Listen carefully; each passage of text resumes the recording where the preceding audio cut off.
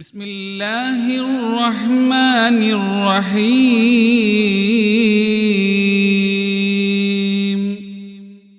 വഖദ് ഉതിയ അലയ്യ 80 സനാ. എനിക്ക് 83 വയസ്സായി. 80 വയസ്സോളമായി. മഹാനായ സഈദ് ഇബ്നു മുസയ്യിബ് റളിയല്ലാഹു അൻഹു പറയുന്നു, എന്റെ 2 കണ്ണിൽ ഒരു കണ്ണിന്റെ കാഴ്ച മുഴുവനും പോയി. വദഹബത് ഇഹ്ദാ ഐനൈ വഅന അയ്ശു ബിൽ ഉഖ്റാ. മറ്റേ കണ്ണിന്റെ കാഴ്ച പോകാറയായി. പക്ഷേ വഅൻ അഖൂഫ മാ അഖാഫു അലാ നഫ്സി ഫിത്നത്തിൻ നിസാ. 80 വയസ്സായ താടിയും മുടിയും നിറച്ച അള്ളാഹുവിന്റെ മഹാന്മാരായ പണ്ഡിതന്മാരിൽപ്പെട്ട മഹാനര് പറയുന്നു, മദീനയിലെ മുദരിസ പറയുന്നത്, 80 വയസ്സായി താടി നിറച്ചു അള്ളാഹുവിന് വേണ്ടി ഇബാദത്ത് ചെയ്യുന്ന ആബിദായ മനുഷ്യൻ മാത്രമല്ല, പണ്ഡിത കുലപതിയായ ആലിമാണ് പറയുന്നത്, എന്റെ നഫ്സിൽ ഞാൻ ഏറ്റവും പേടിക്കുന്ന വിഷയം പെണ്ണിന്റെ വിഷയമാണ്. മഹാനായ അബൂ ഹുറൈറ റളിയല്ലാഹു അൻഹു നിങ്ങൾ കേട്ടിട്ടുണ്ടല്ലോ. സ്വഹാബാക്കളിൽ പ്രമുഖനായ സ്വഹാബിയായ അബൂ ഹുറൈറ റളിയല്ലാഹു അൻഹു അവർ ദുആ ചെയ്യുന്ന ഒരു ദുആ ഉണ്ട്. അല്ലാഹുമ്മ ഇന്നി അഊദു ബിക മിൻ അസ്നിയ വ അസ്രിഖു ഫഖീൽ. ഞാൻ ഖത്തീബായതുകൊണ്ട് എന്നെ ഇതൊന്നും ബാധിക്കില്ല, ഞാൻ അങ്ങനെയുള്ള ആളെ അല്ല. നിങ്ങൾ പറയുന്നു നിങ്ങൾ സമൂഹത്തിന്റെ ഉന്നതന്മാരാണ്, പ്രായമായി 3-4 മക്കളായി, ഞാൻ ഒരു കുടുംബനാഥനെ, അങ്ങനെ ഒരു ചിന്തയില്ല ഉസ്താദ് എന്ന് പറയുന്നവർ അങ്ങനെ പറയുന്ന നുണയാണെന്നാണ്. മനുഷ്യന്റെ മനസ്സാണെങ്കിൽ ചാഞ്ചാട്ടം ഉണ്ടാകുമെന്നാണ്. അതുകൊണ്ടാണ് ദീനിൽ ചില നിയമങ്ങൾ അള്ളാഹു വെച്ചിരിക്കുന്നത്. മഹാനായ അബൂ ഹുറൈറ റളിയല്ലാഹു അൻഹു ദുആ ചെയ്യുന്നത്, അല്ലാഹുവേ ഇന്നി അഊദു ബിക മിൻ അൻ അസ്നിയ.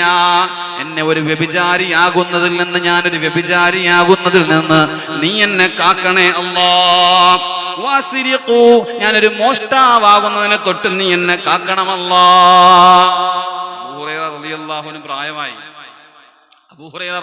അൻഹു പ്രായമായി. ചോദിച്ചു, കബുറ സിന്നുക വ അന്ത സ്വാഹിബു റസൂലില്ലാഹ്.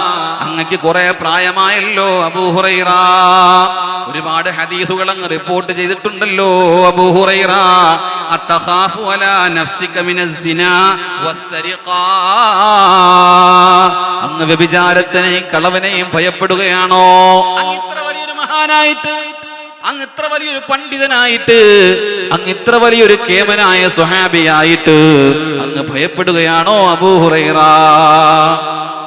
ആ സമയത്ത് അബൂ ഹുറൈറ റളിയല്ലാഹു അൻഹു പറയുന്നൊരു മറുപടിയുണ്ട്. കൈഫ ആമനു അലാ നഫ്സി. എങ്ങനെയാണ് എന്റെ ശരീരം നിർഭയത്വമാവുക?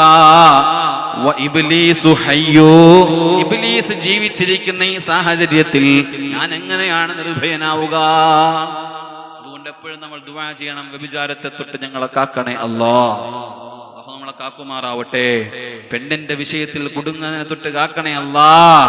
സാധാരണക്കാരല്ല, പണ്ഡിതന്മാര് പോലും, ഹാജിയാക്കന്മാര് പോലും, വലിയ കാരണവന്മാര് പോലും പെട്ടുപോകുന്ന ഈ സാഹചര്യത്തിലാണ് പ്രിയപ്പെട്ടവരെ, സഹോദരങ്ങളെ, വിശുദ്ധമായ ഖുർആന്റെ ചില ആയത്തുകൾ നമ്മൾ പഠിക്കേണ്ടത്.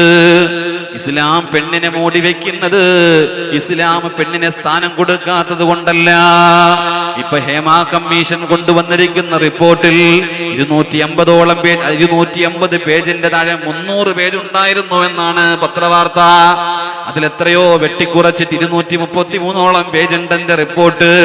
ആ റിപ്പോർട്ട് കയ്യിൽ കിട്ടി വായിക്കാൻ പറ്റിയിട്ടില്ല. പക്ഷേ അതിൽ ഭൂരിഭാഗം വരുന്ന പേജുകളിലും വരുന്ന വാർത്തകൾ അതിഗുരുതരമായ വാർത്തയാണ്.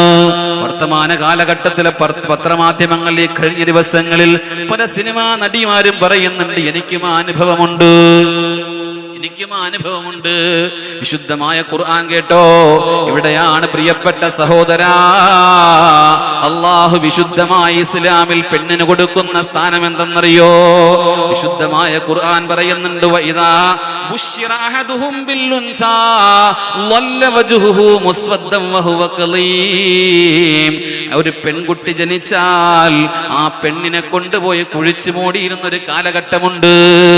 ഹബീബായ തങ്ങൾ മക്കയിൽ ഭൂജാതനാകുന്നതിന് മുമ്പ് മക്കയുടെ മണലാരുണ്യത്തിൽ ഇന്നും പോയാൽ മക്കയിൽ നിങ്ങൾക്ക് കാണാം കെട്ടിടങ്ങളുടെ ഇടയിൽ ഒരു കെട്ടിടം മാത്രം പണിയാനുള്ള നല്ല സ്ഥലം ഒഴിവാക്കിയിട്ടിട്ടുണ്ട്. അവിടെയാണ് ബഹുമാനപ്പെട്ട സുമയ്യ ബീവി റളിയല്ലാഹു അൻഹയുടെ ഖബറുള്ളത്. ഉംറയ്ക്ക് പോകുന്നവരൊക്കെ പോയി കാണാം.